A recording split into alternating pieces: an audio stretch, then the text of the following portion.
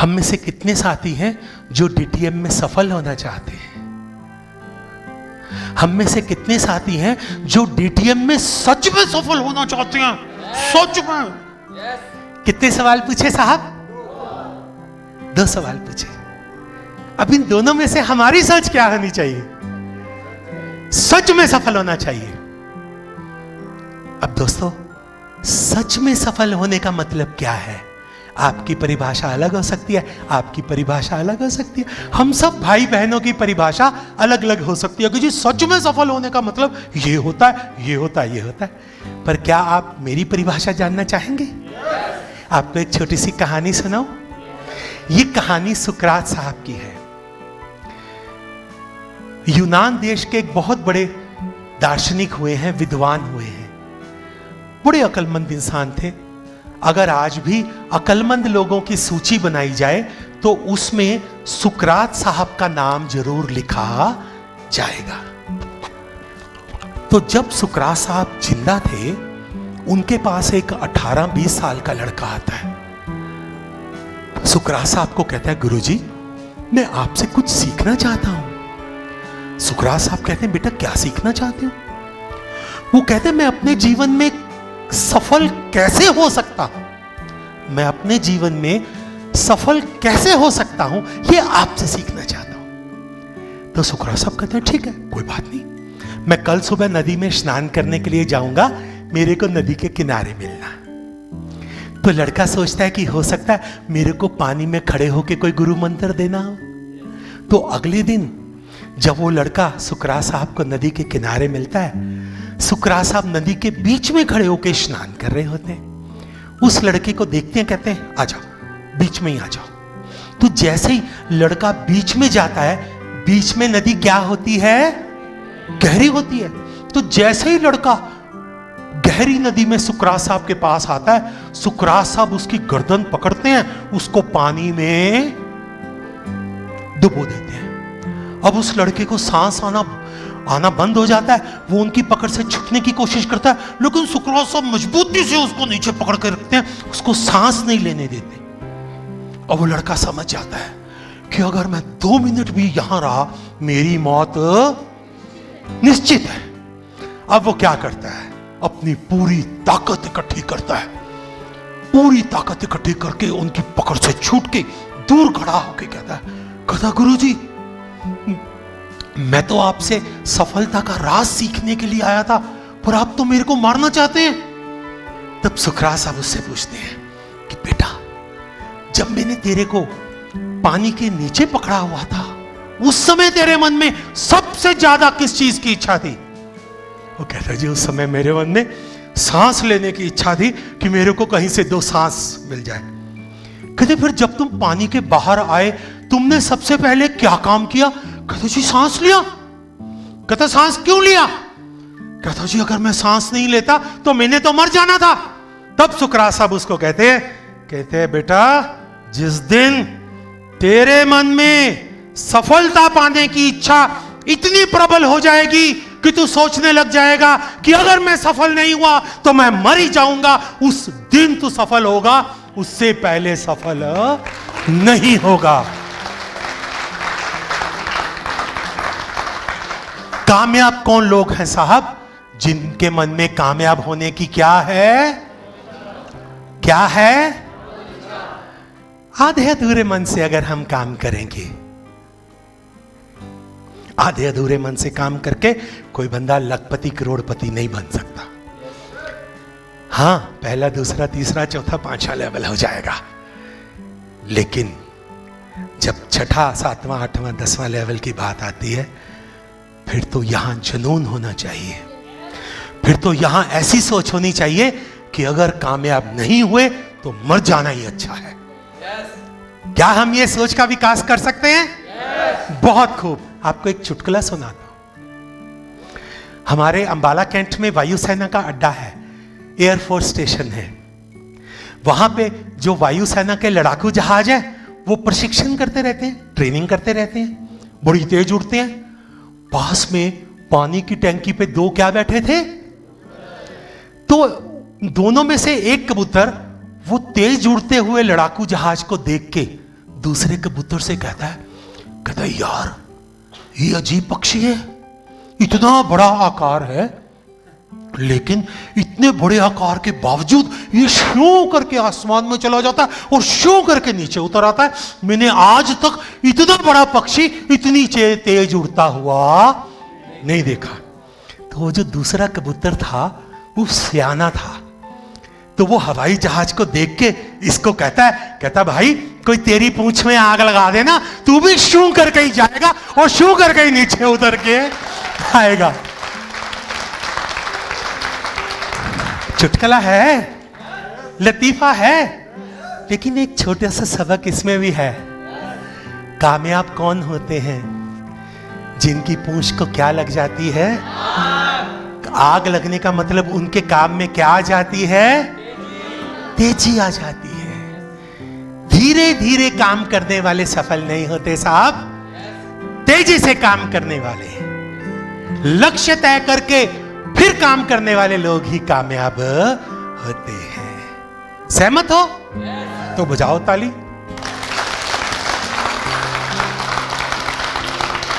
तो जमूरे को कहना जमूरे बजा ताली।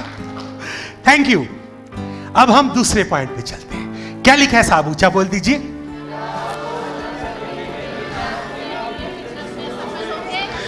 क्या आपको विश्वास है कि आप डीटीएम में सफल होंगे? क्या आपको 100% विश्वास है कि आप डीटीएम में सफल होंगे? मैंने कितने प्रश्न पूछे साहब? अब एक बार बताओ, इन दोनों में से हमारी सोच क्या होनी चाहिए? हम में से कितने साथी हैं जिनको 100% विश्वास है? Thank you. लेकिन फिर सवाल खड़ा हो गया कि 100% विश्वास क्या होता है? आपकी परिभाषा अलग हो सकती है, आपकी बेटे परिभाषा अलग हो सकती है, हम सब भाई बहनों की परिभाषा अलग अलग हो सकती है। पर क्या आप मेरी परिभाषा सुनना चाहेंगे? क्या आपको फिर से एक छोटी सी कहानी सुनाऊं? फिर से ये जो कहानी आपको सुना रहा हूं, ये शिव खेरा साहब की किताब से है। नाम क्या बताया? उसी किताब से मैं आपको ये कहानी सुना रहा हूं। मेरा यकीन मानना, मेरी ट्रेनिंग का बहुत बड़ा हिस्सा जीत आपकी से है। तो आप अगर कामयाब होना चाहते हैं तो आपके पास भी ये किताब होनी चाहिए और उसको पढ़ो, सीखो और करो। तो साहब, स्टोरी क्या है? ये जीत आपकी किताब है। स्टोरी क्या है कि अफ्रीका के एक छोटे से देश में कई साल बारिश, तो क्या पड़ गया साहब? तो वहां का राजा बड़ा परेशान था क्योंकि सूखा पड़ गया, लोग बीमारी से मर रहे हैं, लोग भूखमरी से मर रहे हैं। तो उस राजा ने अपने सारे मंत्रिमंडल की बैठक बुलाई, सभी को कहा कि बारिश नहीं हो रही, आप बारिश का कोई इंतजाम करो। तो सभी ने बैठ के जब विचार विमर्श किया तो सभी एक नतीजे पे पहुंचते हैं। सभी राजा को कहते हैं कि राजा, बारिश करने का एक ही तरीका है। कहते हो क्या है? कि हम मालिक के आगे दुआ अरदास करें, प्रार्थना करें, अगर वो चाहे तो बारिश हो जाएगी। हमें एक यज्ञ करना चाहिए। तो राजा कहता ठीक है। तो वो कहते कि शर्त ये है कि यज्ञ ऐसा हो कि हर परिवार में से एक बंदा, एक मेंबर शामिल होना चाहिए। तो राजा एक दिन एक स्थान तय करता है, पूरे देश में ढिंढोरा पीट देता है कि भाई हर परिवार में से कम एक सदस्य होना चाहिए। तो जब यज्ञ शुरू होता है तो हजारों लोग आते हैं यज्ञ में आहुति डालने के लिए, लेकिन उन सब में से एक बच्चा होता है जो अपने साथ क्या लेके आता है? वो छाते वाले बच्चे को देख के सब लोग उसकी मजाक उड़ाने लग जाते हैं। सब लोग उसको कहते हैं, ओ मूर्ख बच्चे, हमारे देश में तो कई साल हो गए बारिश नहीं हुई, तू छाता लेके क्यों घूम रहा है? तो जानना चाहते हैं वो लड़का जवाब क्या देता है? वो लड़का कहता है, जब हम यज्ञ करेंगे, मालिक खुश हो जाएंगे, हमारे देश में बारिश हो जाएगी, तो क्या मैं वापस अपने घर भीगता हो जाऊंगा? इसीलिए मैं तो पहले से छाता लेके आया। एक बार खड़े होके एक बार खड़े होके ताली बजा दें।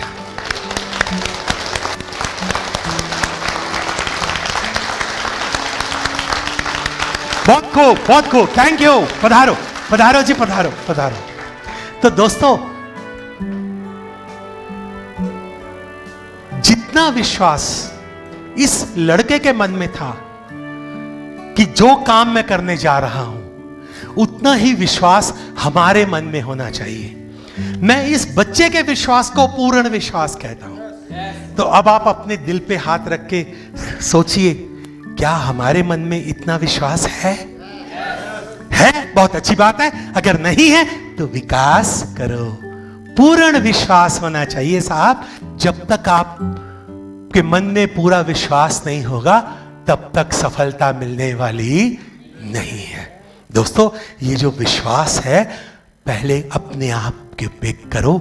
नंबर 2, यही विश्वास इससे 10 गुना ज्यादा आपको अपने स्पॉन्सर और अपने अपलाइन पर भी होना चाहिए। अच्छा, जो लोग हमारे जितने भाई बहन जिन्होंने पहली बार डीटीएम बिजनेस या नेटवर्किंग बिजनेस किया है, वो हाथ खड़ा करेंगे। इन सब भाई बहनों का एक बार ताली बजा के स्वागत करें। Thank you, thank you, thank you. अच्छा, जो नए भाई बहन हैं, उनके लिए विशेष तौर पे, वैसे सबके लिए ये संदेश जो मैं अब देने जा रहा हूं, ध्यान से सुनना। दोस्तों, ये विश्वास करना कि कोई दूसरा इंसान मेरे को कामयाब करने की इच्छा रखता है, नए लोगों के लिए मुश्किल होता है। खास तौर पे जिन्होंने नेटवर्क मार्केटिंग बिजनेस नहीं किया, उनके लिए यह विश्वास करना कि कोई दूसरा बंदा मेरे लेवल करने के लिए, मेरी आमदनी के लिए मेरी हेल्प करेगा, ये शुरू में मुश्किल लगता है ना जी? लेकिन ये सच है। पूरी दुनिया में जितने भी कारोबार हैं, उनमें हर बंदा अपने फायदे के लिए काम करता है साहब। लेकिन डीटीएम ऐसा बिजनेस है जिसमें हम सब एक दूसरे के फायदे के लिए काम करते हैं। विशेष तौर पे आपके जो स्पॉन्सर हैं, आपके जो अपलाइन हैं, आपके जो रॉयल्टी अचीवर हैं, वो तो आप सबको सफल होते देखना चाहते हैं। मैं आपको मिसाल देता हूं। ये क्या है साहब? किराने की दुकान है। मान लीजिए हम सड़क पे खड़े हैं, इधर भी किराने की दुकान है, इधर भी किराने की दुकान है। तो अब ये दोनों किराने वाले आपस में सहयोग करेंगे या कंपटीशन करेंगे? कंपटीशन करेंगे, सीधी बात है। ये किराने वाला सामान 50 पैसे रुपया सस्ता बेचेगा ताकि इसके ग्राहक इधर आ जाए, ये भी तो यही करेगा। मान लो ये किराने वाला स्कीम बना देगा कि जी 4 टिक्कियां खरीदोगे साबुन की 5वीं फ्री है, ये भी यही करेगा। आपस में कंपटीशन होगा। अब ये दुकानदार अपना फायदा सोचेगा चाहे इसका नुकसान हो जाए, ये दुकानदार अपना फायदा सोचेगा चाहे इसका नुकसान हो जाए। दुनिया में हर कारोबार ऐसा ही है, लेकिन हमारा डीटीएम ऐसा नहीं है। ऐसा क्यों नहीं है? लो आगे सुनो। मान लीजिए आप यहां पे हैं, आपने डीटीएम ज्वाइन किया। जैसा ही आपने डीटीएम ज्वाइन किया तो आपके स्पॉन्सर अपलाइन आपकी क्या करते हैं? किस चीज में मदद करते हैं? प्रोडक्ट कैसे हैं ये समझाने में आपकी मदद करते हैं। बिजनेस प्लान क्या है आपको सिखाने में और आपकी ग्रो लाइन में दिखाने में आपकी मदद करते हैं। मान लीजिए आप अपने 8-10 दोस्तों को बुलाते हैं, चाहे 1 to 1 हो, चाहे ग्रुप मीटिंग हो, चाहे 5 लोगों को दिखाना हो।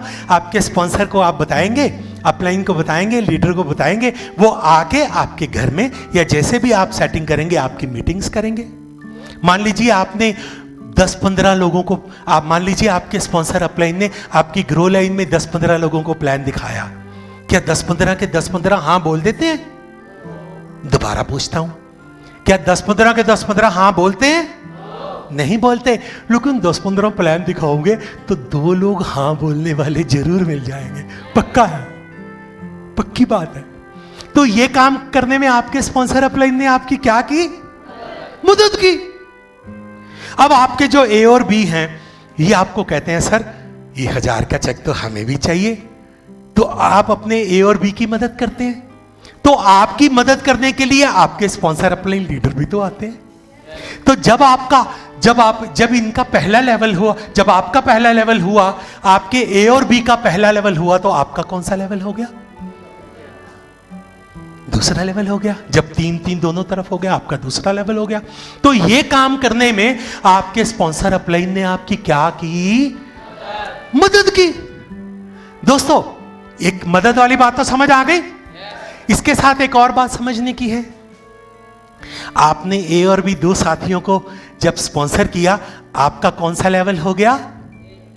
जब आपका पहला लेवल हुआ तो आपके स्पॉन्सर अपलाइन के लेवल भी बढ़े। जब आपका पहला लेवल हुआ, जब आपने ए और बी दो लोगों को स्पॉन्सर किया, आपका लेवल पहला हुआ, और जब आपके ए और बी का पहला लेवल हुआ तो आपका कौन सा लेवल हो गया?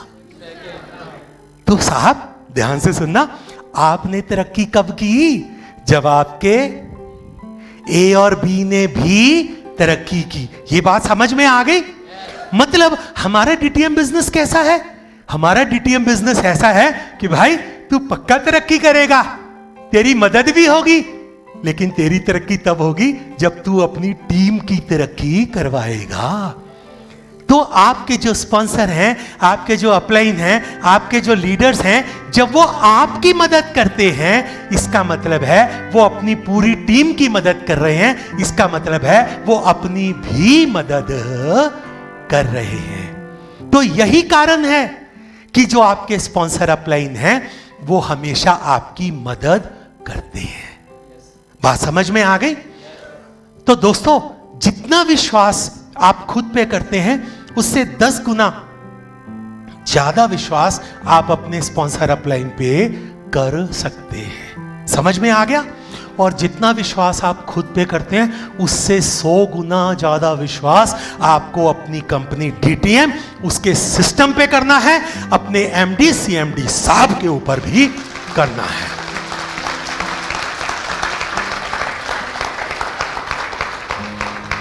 जब तक आप खुद पे, अपने स्पॉन्सर अपलाइन पे, अपनी कंपनी और उसके सिस्टम, अपने एमडी सीएमडी साहब के ऊपर विश्वास नहीं करेंगे, तब तक सफलता मिलने वाली नहीं है।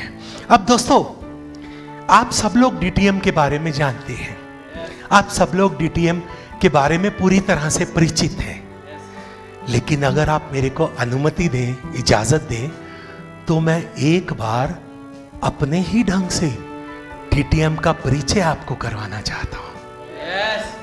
इजाजत है? ये सारा काम भाई ने बता दिया, ये काम मेरे भाई मलिक साहब का है, ये कवर करेंगे। लेकिन मैं एक पॉइंट अर्ज करूंगा। वो क्या है कि जब आप डीटीएम काम कर रहे हैं तो आप ये देखेंगे कि दूसरी कंपनी वाले, भाई हिंदुस्तान आजाद है, जिसमें हम काम कर रहे हैं, सभी को इजाजत है, सभी को इजाजत है। हमने पिछले 18 साल के अनुभव में यह देखा है कि कई कंपनियां आई और कई कंपनियां चली गई, लेकिन डीटीएम 18 साल से काम कर रही है।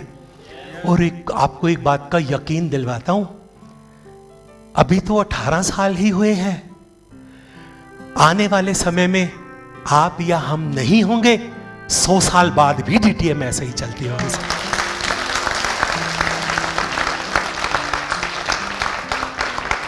ऐसे ही चलती होगी। अब इस समय के दौरान हमने क्या देखा, दूसरी कंपनियां भी आई और चली गई। जो कंपनियां कहती थी डीटीएम छोड़ो, हमारे पास आओ, हम आपको 5, 7, 8 महीने में लखपति करोड़पति बना देंगे, आज वो कंपनियां कहां हैं? उनको क्या लग गया? हमने ऐसी भी तो कंपनियां देखी हैं जो कहती थी हमें लाख रुपया दो, उसको क्या कर देंगे? क्या कर देंगे? डबल कर देंगे। लेकिन आज वो कंपनियां कहां हैं? खत्म, ताले लग गए, और उनके एमडी सीएमडी कहां हैं? जेलों में हैं। लेकिन हमारी कंपनी 18 साल से कामयाबी से चल रही है, क्योंकि डीटीएम कंपनी का शुरू से लेके आज तक और हमेशा यह वादा रहा है कि डीटीएम जो भी काम करेगी भारत सरकार के कानून के मुताबिक करेगी, उसके बाहर जाके कोई काम नहीं करेगी।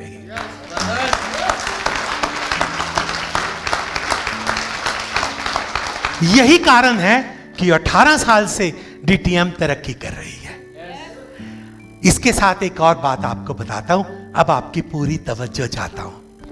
दोस्तों, हमारे साथ साथ दूसरी भी कई कंपनियां हैं जो अपना बिजनेस कर रही हैं। आज भी कई कंपनियां आपको मिल जाएंगी जो कहेंगी वो डीटीएम तो बंद हो गई, वो डीटीएम ने तो बाजार में बड़े पैसे देने हैं, करोड़ों देने हैं, वो डीटीएम तो लायबिलिटी बड़ी हो गई, वो ये तो बंद होने वाली है, और इनके पास तो सामान खराब है, वो आपको तो एक्सपायरी वाला सामान देंगे, वो आपको तो रिजेक्टेड सामान देंगे। ये अफवाहें आज आपको सुनने को मिली हैं, मिलेंगी और आगे भी मिलती रहेंगी। 18 साल में हमने ये सब सुन के ही हम यहां तक पहुंचे हैं। दोस्तों, जब भी कोई दूसरी कंपनी वाला आपको अपना बिजनेस प्लान दिखाता है तो आप उसके साथ बिल्कुल बहस या झगड़ा नहीं करेंगे, जरूरत नहीं है। आप उल्टा उनको क्या देंगे?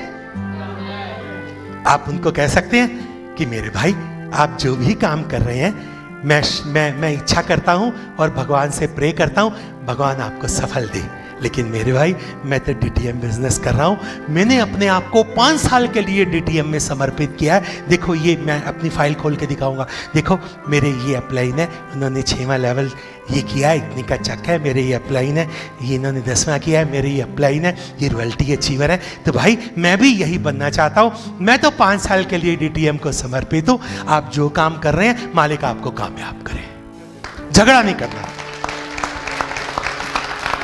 अब आप पूछो झगड़ा क्यों नहीं करना, शुभकामनाएं क्यों देनी है?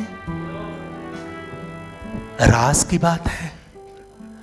राज की बात यह है कि भारत सरकार के आंकड़े हमें यह बताते हैं कि ये जो लल्ली शल्ली कंपनियां शुरू होती हैं, इनकी जो औसत उम्र होती है वो 6 महीने से 2 साल तक ही होती है। 6 महीने से तो पूरा चांस है कि आपका वो दूसरी कंपनी वाला दोस्त जो आपको बिजनेस प्लान दूसरी कंपनी का दिखा रहा था, 6 महीने 2 साल के अंदर जब उसकी कंपनी बंद हो जाएगी और आपकी डीटीएम तरक्की करती होगी और आप तरक्की करते होंगे, तो वो बंदा ढूंढता ढूंढता आपके पास आएगा आपकी ग्रो लाइन में ज्वाइन करने के लिए। लेकिन ये क्यों होगा? लेकिन ये कब होगा? जब आप झगड़ेंगे नहीं, शुभकामनाएं देंगे। तो साहब, जब भी कोई दूसरी कंपनी वाला आपको बिजनेस प्लान दिखाए, बिजनेस प्लान देखो और उसका धन्यवाद करो कि भाई तूने कष्ट किया मेरे को आके दिखाने के लिए, उसको शुभकामनाएं कर दो और खुद क्या करनी सीखो। ऊंचा बोलो, क्या करना सीखो? क्या करना सीखो? अपनी कंपनी डीटीएम की और बाकी कंपनियों की तुलना करना सीखो। दोस्तों, एक छोटी सी सच्ची बात आपको बताता हूं। शायद ये काफी समय की बात है, आखिरी बार जब इंडिया की क्रिकेट टीम पाकिस्तान गई थी, जब अपने वीरेंद्र सहवाग ने 300 रन बनाए थे, याद आया? कईयों को याद आया? कितने भाइयों को याद आया? 300 रन बने थे। उसने रावलपिंडी एक्सप्रेस को पीट पीट के उसका बुरा हाल कर दिया था। उस समय एक 50-50 ओवर का मैच भी हुआ था, इंडिया पाकिस्तान का। सच्ची घटना बता रहा हूं। उस मैच में भारत ने पहले खेला था और कितने रन बनाए थे? लंच का समय चल रहा था, लंच के समय के बाद पाकिस्तान ने खेलना था। तो अब प्रश्न यही चल रहा था, क्या पाकिस्तान जीत सकता है? ये प्रश्न था। तो जितने कमेंट्रेटर थे साहब, सब कमेंट्रेटर ये पाकिस्तान के थे ना, तो वो कह रहे थे हाँ पाकिस्तान जीत सकता है, पाकिस्तान के बल्लेबाज बहुत अच्छे हैं, पाकिस्तान की टीम बहुत अच्छी है, पाकिस्तान अपने देश में खेल रहा है, वो लोग तालियां बजाएंगे, उनका हौसला बढ़ेगा, पाकिस्तान जीत जाएगा।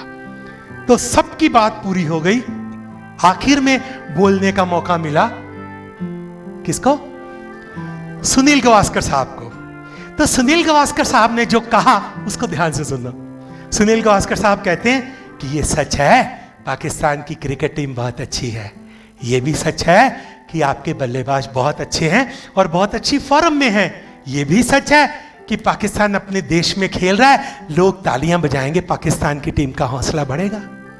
लेकिन यह भी बात सच है कि भारत ने पहले खेला है और भारत ने पहले खेल के स्कोरबोर्ड के ऊपर लिख दिया 298 रन, और पाकिस्तान को जीतने के लिए 299 रन बनाना भी 299 रन बनाना भी कि भाई 299 रन बना लो, तुम जीत गए।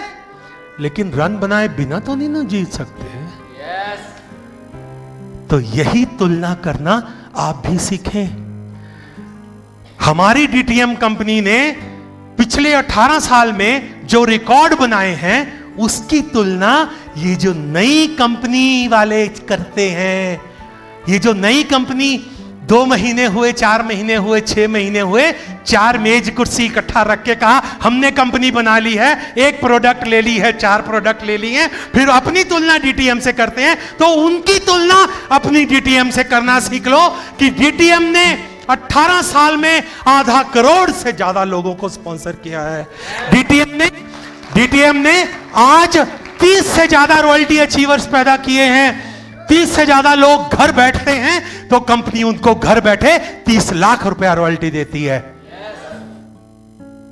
तुलना करना सीखो, तुलना करना सीखो कि 300 से ज्यादा करोड़पति हमारी डीटीएम में बन चुके हैं और हजारों लखपति हैं, हजारों कार अचीवर्स हैं। हमारी डीटीएम कंपनी ने 250 से ज्यादा अंतरराष्ट्रीय स्तर की क्वालिटी के प्रोडक्ट्स मार्केट में दिए हैं।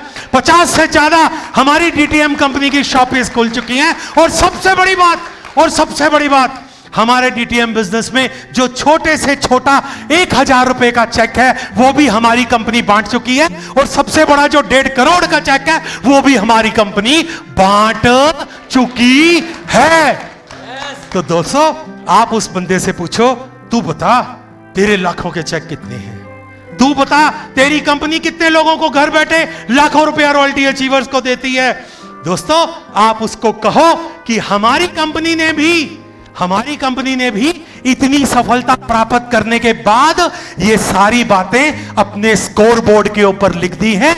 जिस दिन तुम्हारी कंपनी हमारी डीटीएम के स्कोरबोर्ड के बराबर आके खड़ी होगी, उसी दिन तुम अपनी कंपनी की तुलना डीटीएम के साथ करना, उससे पहले नहीं कर सकते।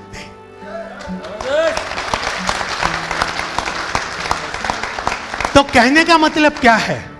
जब भी कोई ABCD बंदा अपने आप को फन्ने खां कहता है, आप उससे ये अचीवमेंट तुलना करके देख लें।